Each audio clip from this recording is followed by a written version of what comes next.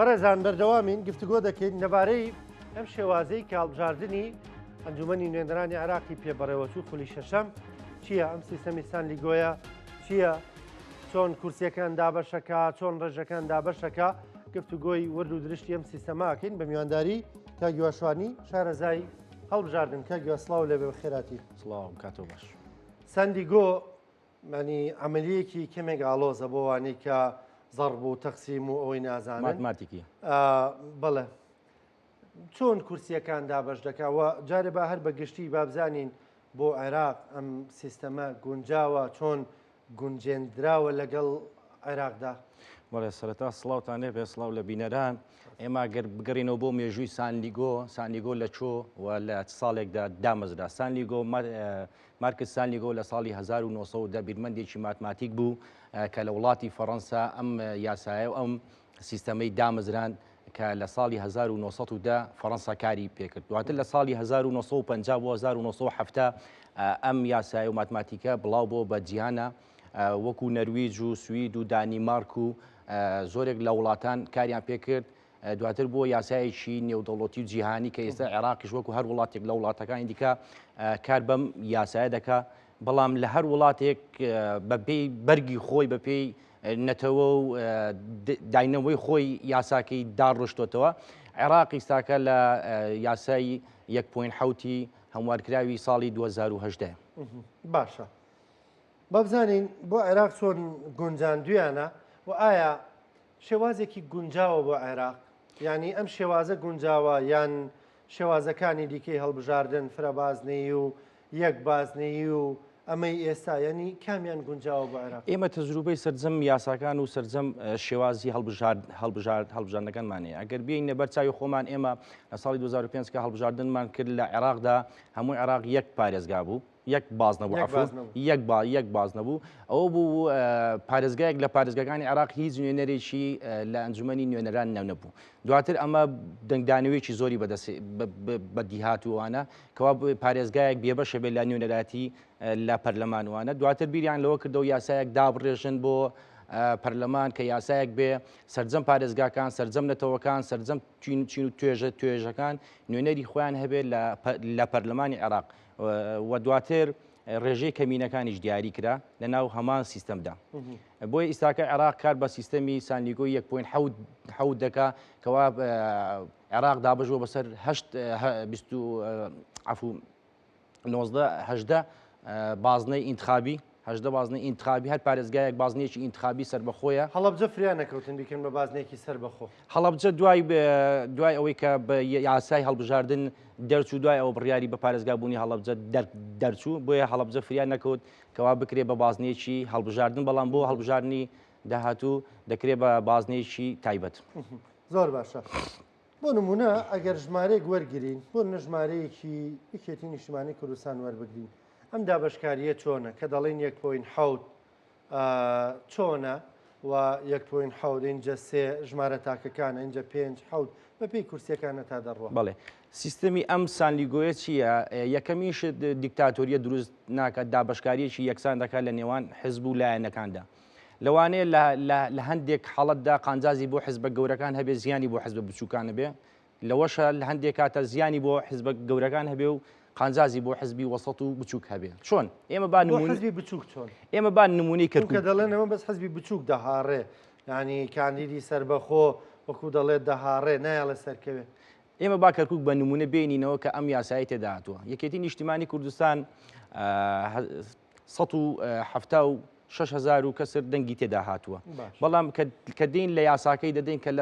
لە سیستەمی سانلیگۆی دەکەین ژمارەیەکی زۆر بەرزە، بەڵام لە کۆتایە 4 کورسی بۆ یەکێتی نیشتیمانی کوردستان دەمێتەوە. بەڵام ئەگەر بینی سەری حزبێکی خوارەوە بکەین کە دەنگێکی کەمی بەدەست هێناوە کە 45,000 دەنگە توانێتی کورسی بەدەست بێن، یاخود حزبێکی دیکە بە 60,000 دەنگ 2 کورسی بەدەست هێناوە. ئەمە یاساکە بۆ هەموو حزبەکان وەکو یەکە کە تۆ ژمارەکان تۆمارەکەی قاسمی ئینتخابی خۆت گەیشتە ئەوەی کەوا کۆتایی ژمارەی کورسی بەرز بێت و زۆرترین ژماری حزبەکان کورسی دەباتەوە. باشە. سە بۆ نمونە کورسی سێمی یەکێتی نیشتیمانی کوردستان کاوا سەیری دەکەی جیاوازەکە 27 دەنگە بەڵام 27 کەڕەتی 90 دەکەی بە پێی سیستەمی سانلیگۆ دەچێتەوە 627 دەنگ وابزانە. بەڵێ لێمە لە پارێزگای هەولێر ئیستاکە لە زۆری ڕاگەیانەکانیش بینم لە سوسیال میدیاشکەوە یەکێتی نیشتیمانی کوردستان بە 33 دەنگ کورسێکی لە پارتی دیموکرات کوردستان بەڵام ئێمە ڕاستە کە تۆ دوژمارەکە ناقص و زایدی یەکتری دەکەین 33 دەنگە بەڵام ئەگە بین لە سیستەمی سانلیگۆی بدەین نزیکەی پێویستمان بە 700 دەنگ دەبێت بۆ پارتی دیموکرات کوردستان بۆی بتوانێت لە کورسیەکە لە یەکێتی نیشتیمانی کوردستان بسەندێتەوە. بەڵێ بۆیە ئەگەر ئێمە لە لیستەکەدا ژمارەیەک زیاد بکەین پێویستمان بە چەند هێندەیە بۆی لە کۆتایی کۆتا کورسی کەوا لە سیستەمی سانلیگۆی دیاری کراوە کورسیت بردووە و بتوانی کورسی دیکە بەری چەند هێندەت پێویستە بۆی بتوانی ببی بە تایبەتی بۆ حزبانی زۆرترین کورسیان بەدەستێناوە قورسترە بۆی بتوانێت کورسی زیاتر بەرێ بۆ حزبانی کەوا کورسی کەمتریان هێناوە مەسەلەن 1.7 کورسێکی بردووە لە 1.3 کورسێکی بردووە ئاسانترە 1.5 کورسی بەرێ وەک لەوەی 1.9 کورسێکی دیکە بەرێ ئەگەر بۆ 1.5 هەزارت پێویست بێ بۆ 1.9 5,000 پێویستە. زایسان بۆ بینەران تۆزێک ئاڵۆزە بەڕاستی من زۆری ویزەتا لەو ژمارەیە تێگەیشتم کە چۆن کەڕەت و زەرب و تەقسیمێکی کە فێری بووی ئەمەلیەکە ئاسان دەرەچێت بەڵام تۆزێک ئێستا بۆ بینەران ڕەنگە قورس بێ و ڕەنگە لێرە شەرحکردنی ئەمە دیسانە و جارێکی دیکە قورس بێ ژمارەکەی یەکێتی نیشتیمانی کوردستانەوەی هەولێر ئەگەر هەبێ زەرب و تەقسیمێکی بکەین ژمارەکە لەلایە بە دیاریکراوی حتمما من کەمێک گەیەوێتە بەڵێ 93,301 دەنگی بەدەستێناوە بۆ نمونە 97,301 دەنگ ئەمە ژمارەی دەنگەکانی یەکێتی نیشتیمانی کوردستانە لە پارێزگای هەولێر بۆ نمونە دەمانەوێت کورسی دێم بۆ یەکێتی نیشتیمانی کورسی چوارەم ئێمە سێمان بردووە نەنا چوارەم نالە بۆ سێم چۆن بەدەست هاتووە بەڵێ پارتی دیموکراتی کوردستان بەنیازی کورسی دێم بوو بەدەستی نێنە یەکێتی نیشتیمانی کوردستان بۆ کورسی سێهەم ئەم ڕقەمەی چۆن دابەش کردووە ئێمە 97,301 دەنگەکە کە خۆزگە لەسەر شاشە هەبووە ئەو وەختە بە جوانتر و ڕوونتر ژمارەکان لەم باشتر شەرحمان بکردایە 397,301 دەنگەکە کە تەقسیمی سانلیگۆی 1.7 دەکەین سەرەتا کورسی یەکەمی یەکێتی بە 57,236 دەنگ بردووە کورسی یەکەم دواتر ئەو دەنگی کە هەولێر بەڵێ دواتر کە لە 1.3 ئەدین ئەو دەنگانەی کورسی دووەمی یەکێتی نیشتیمانی کوردستان بە 32,434 دەنگ توانێتی بەدەستی بێنێ بۆ کورسی سێم 19,406 دەنگی پێویستی بووە کەوا توانێتی کورسی سێم بەدەست بێنێ باشە بۆی ئەمەلیەکە لای هاوڵاتیان ئاسانتر بەڵێ یەکێتی نیشتیمانی کوردستان 97,301 دەنگی هەیە ئەمە تەقسیمی 90 دەکەین وانە دابەشی دەکەین 1.7 بەڵێ سەرەتا 1.7 دواتر سێ دواتر 5 بۆ کورسی دێم بۆ کورسی بڵین دێم کورسی هەولێر دێمی پارتی دێمی پارتی دێمی هەولێرە هەولێر هەولێر هی هەولێر تەقسیمی 90 دەکەین بەڵێ بزەبت چەند دەرەچێ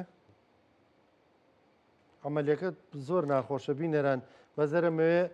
وەکو دەڵێ بەرچاوڕوونیەکتان هەبێت لەسەر ئەوە ڕێژەکە بەو شێوەیە دەرناچێت ڕێژەکە تۆ دەبێ سیستەمەکە لەسەر ئەکسڵدا هەت بێ دەنگی سەرجەم حیزبەکانت تۆمار کردبێ دواتر بێ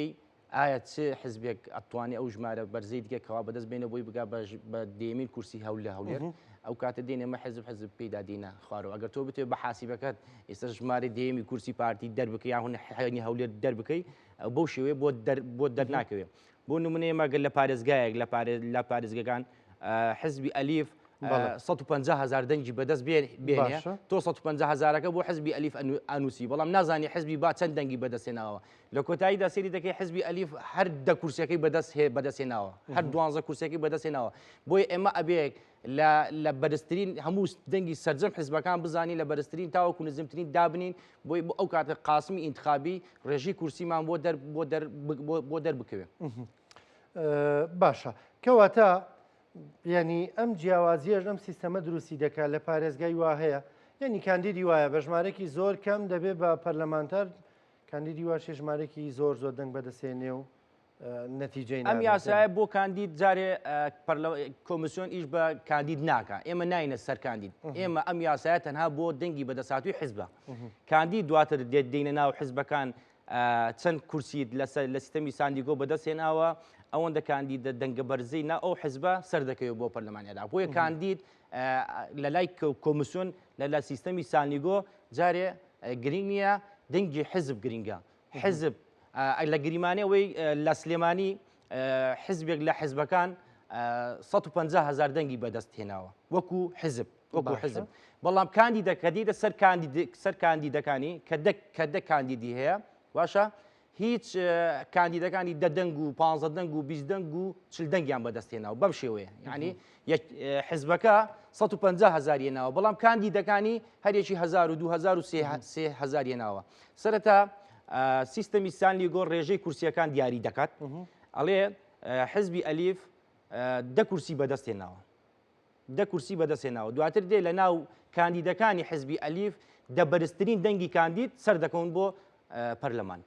باشە ئەم سیستەمە لە کەرکووک کەمێک باسمان کرد زیانی لە کورداوە بەڵێ ینی چۆن وا بکرێت مەسەڵەن خەلەلەکانی ئەم سیستەمە بدۆزرێتەوە ئایا دەکرێت خەلەلەکانی دەستنیشان بکەین بەپی ئەوە خۆمانی لەگەڵدا بگونجێنین بەداخەوە ئێمە هەموو هەڵبژاردنێک هاوار دەکەین تکایە کەرکووک تکایە دەنگ دەرانی کەرکووک وشیار بن دەنگ بەو حیزبولایەنانە بدەن کەوا ئەتوانن قاسمی انتخابی بەدەست بێنن ئەتوانن کورسی بەدەست بێنن ئەتوانن مافەکانتان بەدەست بێنن ئێمە گەربێنە بەرچاوی خۆمان لە 2023 لە هەڵبژاردننی ئەنجومەنی پارێزگای کەرکووک 35,000 دەنگی کوردی ڕەسەنی ئەو شارە فەوتا نەماتوانی هیچ سوودێکی لێ ببینین لا ئیستاکە لە هەڵبژاردننی 2025 15,000 دەنگ کە سوتاوە هیچ سوودێکی نەبوو بۆ کورد لە کۆتاییدا کورد زەرێکی گەورەی بەرکەوت لە پارێزگای کەرکووک ئەگەر بێت ئەم 15,000 دەنگە بخرێتە سەر حیزبێکی وەکو یەکێتی نیشتیمانی کوردستان ئەتوانێت کورسی پێنجەم بەدەست بێنێ ئەو کاتە کوردە بوو بە شەش بەڵێ بەڵام ئەمەوێشتێکی دیکەش بڵێم لێرە ینی با بۆی بینەران و من لە کەرکووکدا قەت حەز ناکەم هێرش بکەمە سەر هاوزمانەکەم یاخود حیزبولایەنە کوردەکانە بەڵام بەداخەوە ینی ناچار دەکرین کەەوە ئەم قسانە و ئەم کردارانە بکەینەوەوانە پارتی دیموکراتی کوردستانیش بەشدارە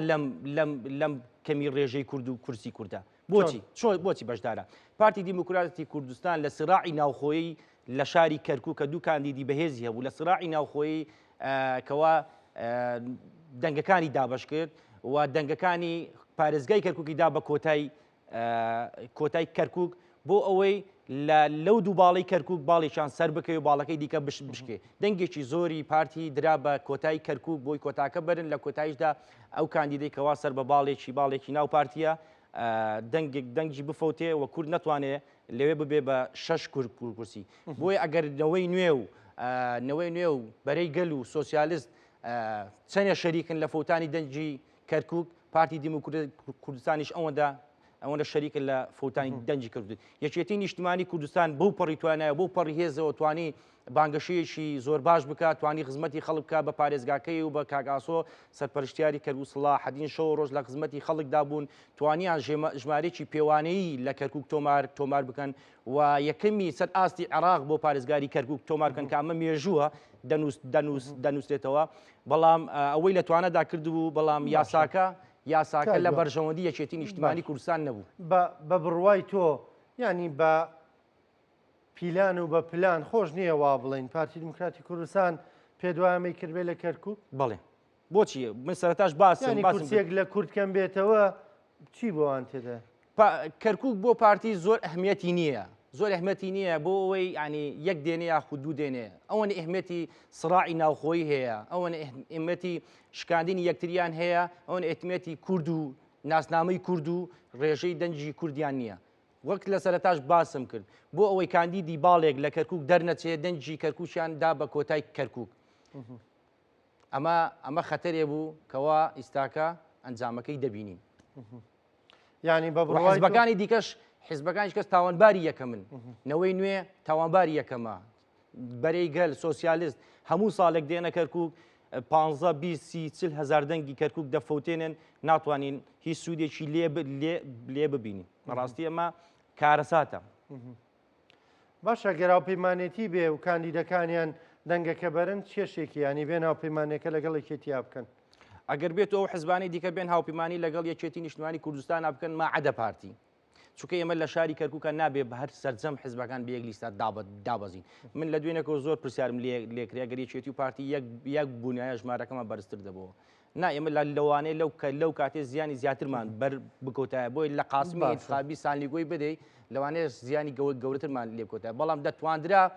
نەوەی نوێوبەرەی گەل و لایەنەکانی دیکە بێنە ناوی چێتیەوە. ئێستا خۆ لە کەرکووک پارتی دموکراتی کوردستانیش کۆتاکەی نەبردووە. کۆتاکەی نەبردەوە بەڵام دەنگێکی زۆری فەوتاند. مەبەستم کۆتاکەشیان نەبردووە. کۆتاکەشیان نەبردەوە دەنگ کورسیەکی کوردیشان کەمەوە کرد. کورسێکی کوردیش کەم بۆتەوە لەوێیانە و دەنگێکی زۆریشان فەوتەوە بەڵێ کاندیدێکیان ینی زیاد نزیکەی 18,000 دەنگی هەیەش دەرنەچووە. گرنگەوەی لە لای ئەوان گرنگەوەی دەرنەچووە. گرنگەوەی نیە دەرنەچووە. ئەی کاندیدێکی پارتی دیموکراتی کوردستان کە ژمارە دوی هەو کەرکووکە دەرنەچووە. ئای بۆوان باشە؟ لای ئەوان باشە. مەبەستیان بوو کە دەرنەچێ. باڵێک لە باڵەکانی کەرکووک مەبەستی بوو کاندیدی ژمارە دوی کەرکووکی پارتی دەرنەچێ. و هەدەفەکەشی پێکا. لە سراعی ناوخۆیدا. لە سراعی ناوخۆی ئەوانە کورد کورسێکی لە کەرکووک لە دەستدا. بەڵێ. ئێمە لە هەڵبژاردننی 2021 و 23 و پێشتریش پارتی دیموکراتی کوردستان ژمارە دەنگی و ڕێژەی ئەو ژماری هەیە کەوا بگاتە 2 کورسی. بەڵام بۆ ئەم ساڵ نەگەیشتە 2 کورسی. پرسیارە جەوهریەکە ئەوەیە بۆچی ئەم ساڵ پارتی نەیتوانی بگاتە 2 کورسی و کورد بکاتە 6 کورسی. ئەوە پرسیارە جەوهریەکەیە کە لە سراعی ناوخۆییدا دەنگیان فەوتان و کۆتاکەشیان نەبرد و کاندیدی ژمارە دووشیان دەرنەچوو بەس بەڕێز شاخەوان بوو بە ئەندامی پەرلەمانی عێراق. دەوانەیە زۆرێک لە بینەران ئەم ڕاستیانە نەزانن بەڵام بەداخەوە حەقا لە داهاتوو ئەم پرسیارانە زۆر بکرێ و بزانن چه حزب و لایەنێک و چ کەسێک لە کەرکووک خەمی کەرکووچێتی. بەداخەوە ڕاستیز نەماوەتەوە بۆ وتن ینی ئینسان کاوا بیستێ وەکو کوردێک لە ناخەوە ئەهەژێ. چون نەماوە سپاس دەکەم سپاس بۆ ڕوونکردنەوەکانت بەڕاستی زۆر ناخۆشە و ئەو قسانێک کە دەیبیستین لەبارەی کەرکووکەوە لەبارەی کوردەوە لەوێ یان ئەو هەموو خەبات و خوێن و قوربانیە بۆی کە ناسنامەی کەرکووک بە کورسانی بوون بمێنێتەوە بەڵام ئەوە دەبینین بەداخەوە. قسەی کۆتایی ماوە زۆر لە برادەران و هاوڵاتیان تەلەفۆنم بۆ دەکەن دەڵێن یەکێتی لە کەرکووک بۆچی 4 کورسیە ناوە. یاساکە زیانی لە یەکێتی نیشتیمانی کوردستاندا بەڵام یەکێتی نیشتیمانی کوردستان لە کەرکووک زۆر سەرکەوتوو بوو و دەنگێکی پێوانەی تۆمار کرد لە کەرکووک دڵخۆشکەرە یەکێتی نیشتیمانی کوردستان لە کەرکووک زۆر بەرەو پێشەوە دەچێ و ئەو دەنگەی کەوا پێشبێنی کرا بوو بەدەستێنا بەڵام لە کۆداییدا ئەمە یاسای سانلیگۆیە کەس دەسەڵاتی ئەوەی نییە کەەوە باش شارەزای کەڵبژان ئەتوانی بڵێ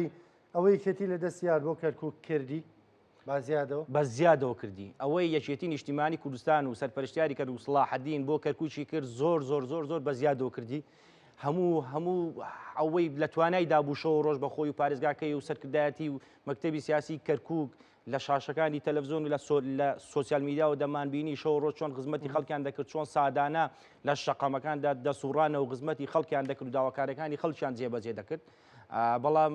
لە کۆتاییدا ئەمە یاسایە